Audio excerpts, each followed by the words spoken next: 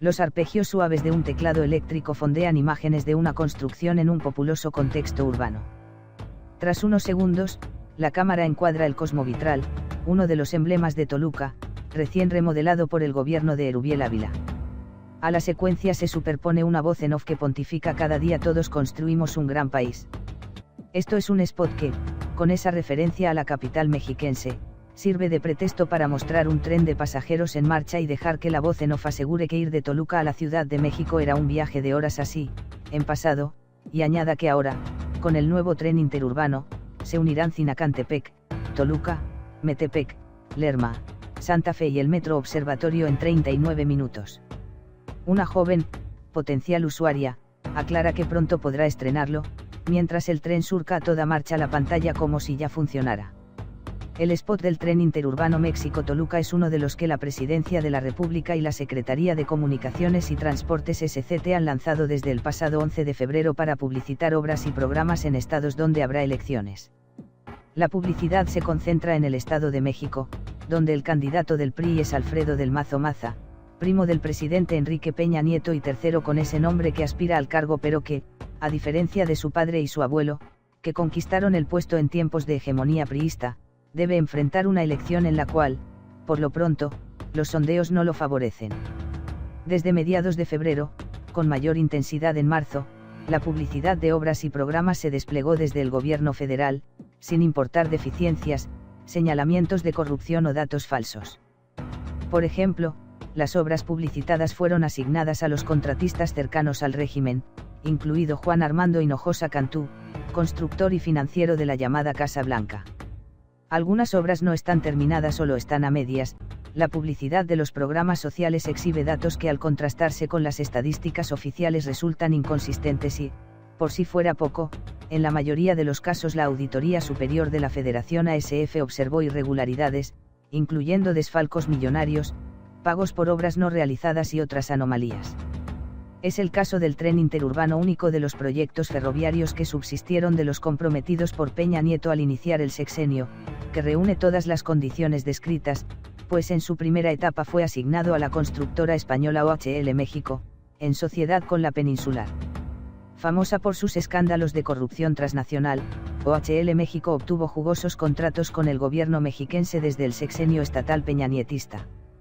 Por su parte, la Peninsular, integrante del Grupo Hermes, es de Carlos Ancrón, hijo del extinto jerarca del llamado Grupo Atlacomulco. En su informe del ejercicio fiscal de 2015, la ASF hizo observaciones por el manejo irregular de 137 millones de pesos a la SCT. Las irregularidades identificadas corresponden a prácticas de corrupción. Por ejemplo, 99 millones se pagaron a una empresa de supervisión de obras, cuando éstas no se habían iniciado o estaban suspendidas.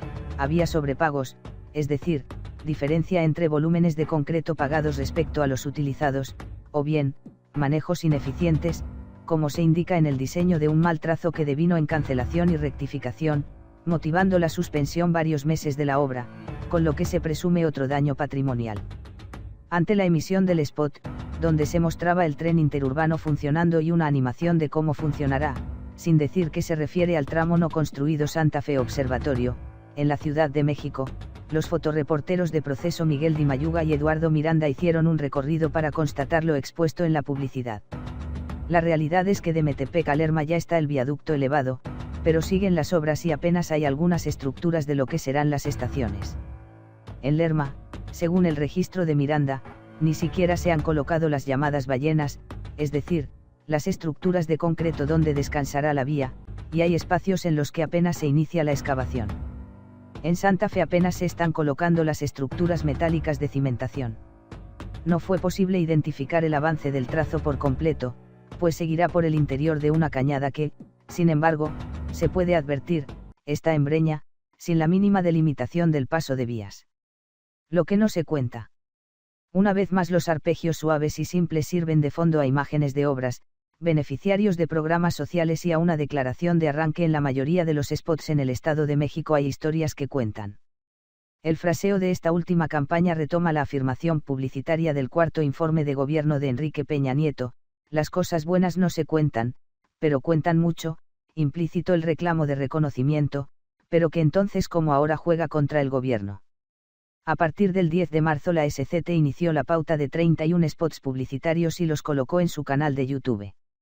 Los destinados al Estado de México o a otras entidades donde habrá elecciones, como Nayarit y Veracruz, son mayoría solo 6 son sobre obras de otros estados, 4 son de seguridad vial y 3 acerca de obras, pero genéricos, en tanto 19 son de obras en los 3 estados mencionados, de los cuales 15 son para el Estado de México o de autopistas que pasan por esa entidad. La mayoría de estos últimos spots se inicia con la frase "en el Estado de México hay historias que cuentan". Como ocurre con el tren interurbano, fue posible identificar que hay más obras sin terminar. Un ejemplo: hace 19 meses Peña Nieto inauguró el distribuidor vial Ignacio Pichardo Pagaza, en Toluca. El 9 de agosto de 2015 el lugar fue decorado con templete y sillería en una de las áreas de la obra dedicada al exgobernador de esa entidad y exdirigente nacional del PRI. El pasado 24 de marzo, en el mencionado recorrido realizado por Eduardo Miranda, fue posible advertir la diferencia con las pompas del acto oficial y con la publicidad de estos días. Si bien la obra está funcionando, nada hay de jardineras, verde pasto ni relucientes cunetas amarillas. Lo que hay son escombros y materiales para la construcción acumulados en sus inmediaciones. Dicha obra fue asignada a Jaguar Ingenieros Constructores, una empresa que en los últimos años consiguió 23 contratos de obra pública federal en el Estado de México, entre estos, participación en otras de las obras publicitadas por estos días como el libramiento a Cambay asignado a Hinojosa Cantú, el tren interurbano, y carreteras como la Toluca-Atlacomulco, entre otras. Lo mismo sucede con el distribuidor vial Iztapaluca, otro de los publicitados, y también con el recién inaugurado Auditorio Metropolitano Tecámac. El pasado 12 de marzo Peña Nieto acudió a este municipio para inaugurar el inmueble, un jacalón con capacidad para 12.000 personas, cuyos exteriores siguen en obra. Al estilo mexiquense, una concentración de mujeres coreaba su nombre, como en los tiempos de campaña, esperando tocarlo, saludarlo, tener una fotografía con el que, en su elemento, saludaba, agitaba el puño en alto y lanzaba abrazos.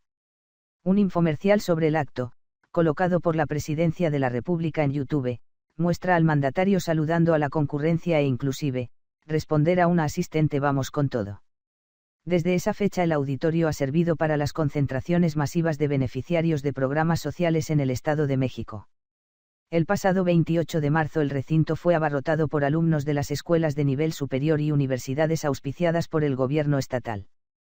Precisamente uno de los spots presidenciales de la campaña en el Estado de México "Hay historias que cuentan", muestra a un supuesto estudiante de la Universidad Estatal del Valle de Ecatepec que declara estar muy agradecido por una beca.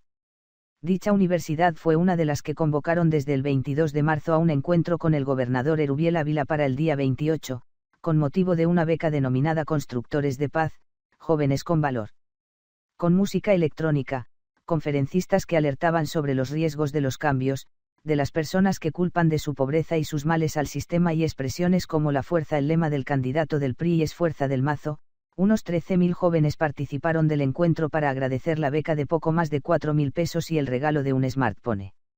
Oficialmente el programa consiste en que los jóvenes promuevan la paz y los programas gubernamentales. En ese mismo auditorio fue donde el pasado 30 de marzo la primera dama, Angélica Rivera, participó en un encuentro para entregar computadoras, afiliaciones al programa Prospera, zapatos y otros beneficios. En la misma ruta de los estados donde habrá elecciones, que es la que siguen los spots del gobierno federal, Angélica Rivera había estado una semana antes en Tepic, Nayarit, para encabezar una actividad similar, con una concentración masiva igual que la de Tecámac. Respecto a los spots para Nayarit, el gobierno peñanietista solo pudo mencionar una obra, el libramiento Tepic. Sin embargo, al promover el nuevo puente peatonal en la frontera Tijuana-San Diego, la SCT aprovechó para incorporar a un usuario que dice ser de Tepic y estar muy satisfecho porque ahora llega más rápido a Estados Unidos. Cuando se cuenta de más. La insistencia es en la música suave, la voz en off festiva que declara que hay historias que cuentan en el Estado de México, pero esta vez no se trata de obras. El spot presenta a una mujer, en un patio de vivienda humilde, declarando que es operaria en una fábrica, también beneficiaria del programa Seguro de Vida para Jefas de Familia, y que le daría mucho orgullo que sus hijos fueran profesionistas. El spot la identifica como Gilda González.